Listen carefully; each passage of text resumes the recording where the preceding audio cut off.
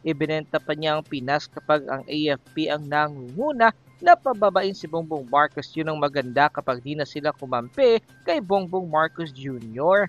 The burden of telling the truth is on your shoulders, settled Dante Marcoleta. Huwag mong biguin ang mga taong bayan, ikaw ang susi na katotohanan dyan. Maawa ka sa mga taxpayers. End quote. Bigyan natin ng reaction opinion itong post ng Peanut. Si Attorney Roy Nagwanson nag-post, isinare niya ang post ng Peanut Gallery Media Network.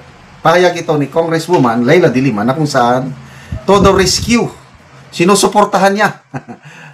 Tinutulungan niya si Congressman Sandro Marcos. Paano ba yan? Di ba, number one anti-Marcos itong si de Lima noon. Sila yung mas sumisigaw ng diktador, magnanakaw, ikulong, hukayin ang Marcos Sr. sa libingan ng mga bayani, hindi sa karapat-dapat doon. O ngayon, sila nang magkakampi. Ganun ba yun? Okay.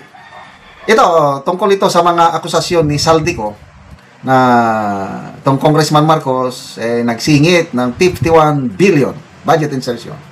Sumagot si Congressman Sandro Marcos, destabilizer yan. Nanawagan siya sa taong bayan, huwag kayong magpabudol kay Saldico. Isang kriminal yan. He just want to destabilize o pabagsakin ang gobyerno. Ayun, sinangayunan ni Congresswoman Leila de Lima. Ito, Representative Leila de Lima of Mamamayang Liberal Party List expressed her agreement with House Majority Leader Sandro Marcos, saying that former Congressman Saldico recent video expose give the impression impression of destabilization. De Lima made the statement after latest video release on November 25, where he accused Sandro Marcos of inserting nearly 51 billion into the national budgets for 2023, 24, and 25. Also claimed that President Bongbong Marcos made a 100 billion insertion in the 2025 budget with a 25 billion kickback allegedly going to him. Marcos immediately denied the allegation, describing them as part of an orchestrated destabilization attempt. He said intelligence reports points to supposed coordination with individuals interested in undermining the current administration. Marcos insisted that the accusation were not revelation but political maneuvering. De Lima echoed this sentiment, saying that releasing accusation through a series of videos instead of bringing evidence to official channels raises questions about the intent behind his disclosures. She noted that the style of releasing expose in fragments creates speculations about whether there is a broader agenda at play. She added that the public cannot determine whether statements contain full truths, half-truths, or embellished claims, especially given the lack of formal documentation. According to her, the way these videos are being released contributes to the impression that the effort may be aimed at destabilizing democratic processes, something she urged the public to avoid. Remains a central figure in the controversy surrounding budget insertions and alleged corruption in flood control infrastructure projects. He has been in hiding abroad for several months and is currently the subject of an arrest warrant. De Lima called on to return to the Philippines and present his evidence in the proper legal venues, stressing that if he truly possesses the truth, he should be willing to defend it formally before the appropriate authorities. She also criticized his decision to continuously release videos without any accompanying affidavits or verified documents. De Lima said that relying solely on video statements is insufficient for claims of this magnitude and only deepens uncertainty about the accuracy of the allegations. She emphasized that credible accusation must be supported by sworn statements and proper submission of evidence so that the matter can be fully, transparently examined. Ito ang aking reaksyon. Honorable De Lima, noong si Orly Gutesa, may sworn statement siya, nag-oath pa siya sa Blue Ribbon Committee. Anong ginawa nyo? Pinagtawanan ninyo. Ngayon, si Saldico nagsasabi, again, mag-oath siya, mag-sworn statement. Depende na sa taong bayan. Basahin niyo ang mga comments. Mas marami, sa opinion ko lang mas marami ang mga tao na naniniwala sa mga sinasabi ni Saldico. Kasi may mga resibo siya. Although hindi lahat, hindi lahat ng sinasabi niya doon ay totoo. May mga hindi ko tinatanggap. Kailang mas marami ang totoong sinasabi. It's now in the court of public opinion. Basa tayo ng mga comments. JDG, di tayo na-inform. Sila pala yung ka-uniteam ng Marcos admin. Sila na. Unipink na ngayon eh. Wala nang uniteam. Unipink. George Mario Onsano, Dilima, sumuporta kay Marcos. Ang Hilita Mendoza, birds of the same feather. Katadana, di ba antay Marcos yan dati? Anyari ating, sabi ko na nga bumaliktad na. Antonio Fuego, you can see how both factions benefit from each other. The yellow side, who has been quoting never again, seems like lost its track to let's do it again. Lynn Kotobi, when there is smoke, there is fire. It doesn't matter, firefighter or not. Justin Ruga, now you get to see what a troll look like. Nemesio Felix, that's not destabilization. That's protecting himself from the allegation thrown to him by the admin. Yes, ako, walang kakayahan si Saldico na mag-destabilize dahil nagtatago na eh. Survival lang kanya. Iniipit nyo ako, ikukulong nyo ako, isasama ko kayo. Di ko anong nalalaman niya, sinasabi niya. And to me, although may kasalanan si Saldico, dapat makulong, maparusahan. But nagpapasalamat ako sa kanyang mga sinasabi dahil mas maraming katotohanan ang sinasabi niya. O, yung una niyang resibong nilabas, 100 billion na budget insertion. Pinag-aralan ni Senator Lacson, sabi niya, totoo. Naisingit yan sa BICAM. Although yung kickback, 25 billion, hindi naman natanggap ng presidente, ibang nakatanggap. So, yun. So, yung aligasyon ni Saldico na meron ding 51 billion si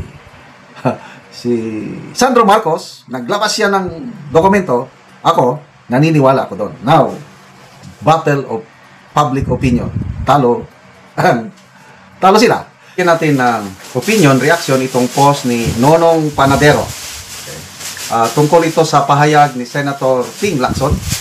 Response niya sa mga resibo na inilabas ni Saldico. Una, laban kay Pangulong Marcos Jr., yung budget insertion. And i-connect natin doon sa resibo na inilabas ni Saldico laban kay Sandro Marcos. 100 billion yung budget insertion ni PBBM.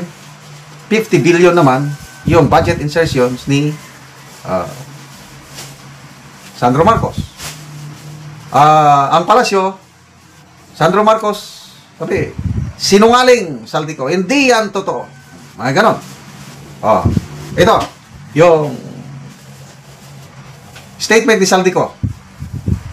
Kasi imposible daw na makapagsingit sa BICAM. Bakit sa BICAM pa isisingit na pwede naman sa NEP? I respectfully urge the concerned parties to first review the full list of alleged insertions. You may cross-check the NEP 2025 to verify. Yan. Si Lacson, nung una, I'm not defending the president. But bakit magsingit ka pa sa BICAM na pwede mong gawin sa NEP? So, in fairness kay Senator Lacson, pinag-aralan niya yung resibo na inilabas ni Saldico. At ito ang kanyang statement. Lacson, sinabi niya ito November 18, 2025. I went through the list, yung 100 billion budget insertion allegedly ordered by the President. I went through the list and I agree na totoo yung listahan ng 100 billion talagang naisingit sa BICAM. Diba? So, sa puntong ito, nagsasabi ng totoo si Saldico. Although, depensa kagad ni Senator Lacson, yung kickback, hindi ang Pangulo ang nakatanggap. 25 billion daw, di umano ang kickback. Hindi ang Pangulo, malinis ang Pangulo. Ang tumanggap sa kickback, Pangandaman and Bersamin. Kaya yun. Resign. Tapos, ganun lang. Bilyones, tapos resign lang. Nasaan na ang investigasyon? Si Saldico lang ang kinakasuhan. Yung tumanggap ng 25 billion, pahayag ng Senator Lacson yan, si Pangandama Bersamin ang tumanggap. Iimbestigahan ba nila? Wala lang. Tahimik. Bilyones yan, Tapos kay BP Sara, 125 million lang na confidential funds. Ang iba doon, okay na, yun lang may notice of disallowance na 70 million plus. Okay naman ang COA. Tapos yun ang magnanakaw, Duterte, resign ka rin. Ano ba yan? So, punta na tayo kay Sandro. Naglabas ulit ang Saldico ng listahan for 2025. I don't know kung ilang bilyon. Basta, for 3 years, ang akusasyon ni Saldico is 50 billion lahat ang ipinasingit ni Sandro Marcos. Ang inilabas lang niyang resibo lang muna is 2025. Up to now, tahimik si Lacson. Why tahimik? To me, naniniwala ko, itong mga resibong nilalabas ni Saldico ay totoo. But, hindi ko siya inaabsuelto. May kasalanan yan si Saldico. Dapat maparusahan, makulong. Kailang, hindi pwedeng siya lang makulong. Hindi naman siya ang nag-iisang mastermind. According to Attorney Guanzon, 3 sila eh. May nagplano, nag-utos, nag-implement. Si Saldico lang nag-implement. Paano naman yung nag-utos at nag-plano? Di ba? So nag-issue ng statement si Congressman Sandro Marcos. Huwag magpabudol kay Saldico. Isang kriminal yan. Pawang kasinungalingan ang kanyang sinasabi. I disagree. Si Senator Lacson na nagpatotoo. Yung budget insertion ng Pangulo, totoong totoo. So to me, naniniwala ko, totoo rin yung budget insertion, resibo na inilabas ni Saldico na si Sandro Marcos nagpasingit. Naniniwala ko doon. So, in fairness, salamat kay Senator Lacson na nagpatotoo. Pinag-aralan niya talaga yung resibong inilabas. Unang nilabas, yung 100 billion. Bakit tahimik siya dito sa wala na siya, hindi niya na pinag-aralan yung singit ni Sandro Marcos? O pinag-aralan, kailang tumahimik na lang? Kasi kung hindi totoo yun, nagsalita na sana siya na walang naisingit na ganito sa 2025 yung akusasyon ni Saldico against kay Sandro Marcos, hindi yung totoo. Ganon sana, kailang tahimik eh. Ay nako, ano na bang nangyayari sa ating gobyerno? Yung latest pasabog ni Saldico, part 6 na ba yun? Pati unang ginang, talagang damay na rin. Kaya pala hindi bumababa ang presyo ng bigas. Dahil ang mga rice importers, ang may hawak ay si First Lady Liza Raneta Marcos. So again, battle of public opinion.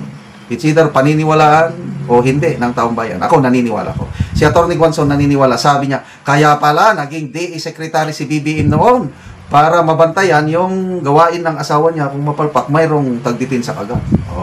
Kaya hindi umaasinso ang buhay ng mga farmers natin dahil kawawang mga farmers. Luging-lugi. Napakababa ang presyo ng palay nila. Napakataas ang gastusin nila. Bigyan natin ng reaction opinion itong Facebook reel posted by Duterte Nation. Sumabog ang galit ni Senator Alan Peter Cayetano. Hinamon niya ang Secretary of Health, si Secretary Herbosa, na magre-resign in 1 week's time kung matapos gawin ni Senator Cayetano ang cost analysis ng 160 hospital, yung patient ratio, cost patient. At tungkol ito sa health services na sinasabing sinasabing zero balance daw. Hindi naman totoong nagsi-zero balance. Pakinggan natin. Ninervyos ang DOH Secretary na painom ng tubig, hindi na Magre-resign ka? Yes. Sige, call ako. So, Mr. President, we will meet tomorrow. And I will bring an IT expert. You bring the list of the 160 hospitals and all of this case rate. Okay? No, sir, hindi pwedeng tungo-tungo lang dito sa Senate. Seryoso tayo pag-usapan. Painom ng tubig. Be here at 4 o'clock tomorrow? Can you be here at 4 o'clock tomorrow? PhilHealth, President? Yes, according to the PhilHealth President. Okay.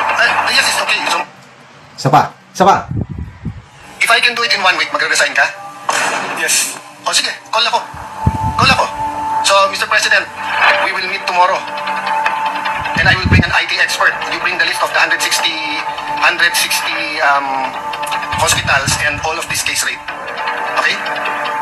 No, sir, hindi pwedeng tungo-tungo lang dito sa Senate. Seryoso tayong pinag-usapan. Painom.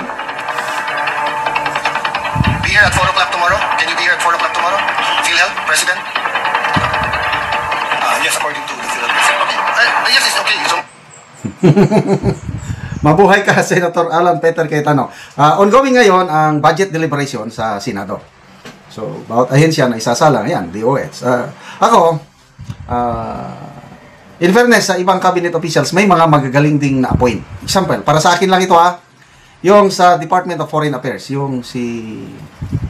hindi pala, nagkalipat-lipatan na pala. Sino bang mga... Okay, sa akin, yung Department of Migrant Workers, okay ako nun. Matino, sa tingin ko, kakdak ata. Yung Department of Housing, yung umamin na talagang suntok sa buwan yung sinasabi ni PBBM na 1 million housing units in 1 year. Hindi yun pwede. So, very honest itong sa Housing Secretary. Ano ba? Ang mga palpak, to me, isa na itong Department of Health. Maraming kapalpakan sa health. Narinig ko sa isang interview si Mayor Magalong. Sabi niya, may mga binabantayan pa kami. Department of Health. Maraming rin dyan, anomalya na nasa radar namin. Secretary Herbosa, sabi niya. I think 2 or 3 months ago, may nabasa akong article. Sinampahan ng kaso sa ombudsman itong si Secretary Herbosa dahil mo naman mga specialized kind of medicine para sa mga may diferensya sa pag-iisip. Nagkaroon ng MOA, dininoit, ibinigay sa Rotary Club o certain Rotary Club sa Metro Manila. Nagreklamo yung complainant na specialized medicine ito. Wala namang kakayahan ng Rotary Club na mag-handle ng mga ganong klaseng medisina. So, maraming nagre-reklamo sa health services natin. Kasama na yan, PhilHealth na yan.